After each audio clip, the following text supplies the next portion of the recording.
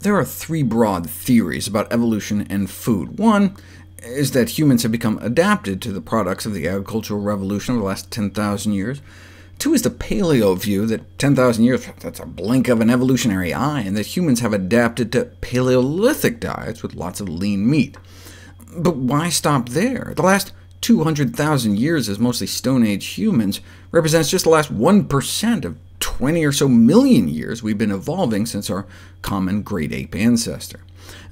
During our truly formative years, the first 90% of our existence, one might say, our nutritional requirements reflect an ancestral past in which we ate mostly leaves, flowers, and fruits, with some bugs thrown in thanks to wormy apples to get our vitamin B12. For this reason, another approach that might improve our understanding of the best dietary practices for modern humans is to focus attention not on the past, but rather on the here and now, that is, on the study of the foods eaten by our closest living relatives. Given the bulk of our ancestral diets, and the lack of evidence supporting any notable diet-related changes in human nutrient requirements, metabolism, or physiology compared to our fellow great apes. This could explain why fruits and vegetables are not only just so good for us, but vital to our survival. We're actually one of the few species so adapted to a plant-based diet that we could actually die from not eating fruits and vegetables, from the vitamin C deficiency disease, scurvy. Most other animals just make their own vitamin C. But why would our body waste all that effort making vitamin C when we evolved hanging out in the trees just eating fruits and veggies all day long? It's presumably not a coincidence that the few other mammals unable to synthesize their own vitamin C, like guinea pigs and bunny rabbits and fruit bats, are all, like us great apes, strongly herbivorous.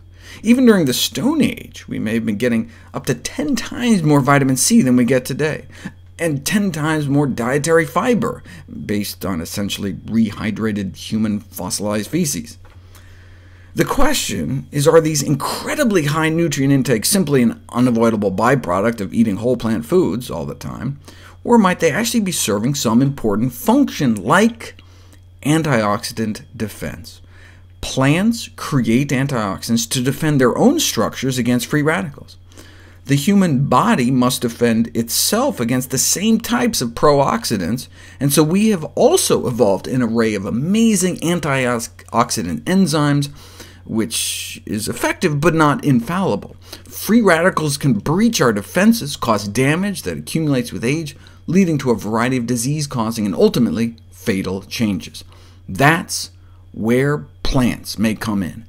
Plant-based, antioxidant-rich foods traditionally formed a major part of our diet, and so we didn't have to evolve that great of an antioxidant system. We could just let the plants in our diet pull some of the weight, like the not bothering to make vitamin C thing. Let the fruit do it.